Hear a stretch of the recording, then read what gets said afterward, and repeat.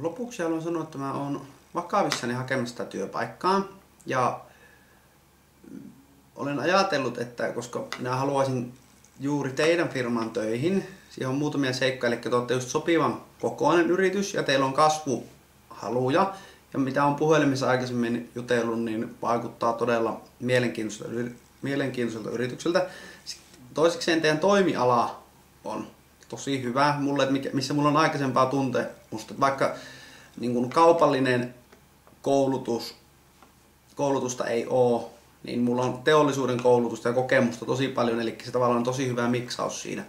Ja tämän johdosta niin mä oon ajatellut, että mä voisin tulla teille töihin 2 kuukautta ilmatteeksi ja sen jälkeen tehtäisiin teille se työsopimus mahdollisesti. Eli olen valmis tulemaan teille töihin tämmöisen niin kuin työkokeilun puitteissa 2 kuukaudeksi ja niin, tavallaan sitten tämän ensimmäiset kuukaudet se menee opetteluun ja näin, niin teidän ei siitä tarvitse maksaa mitään.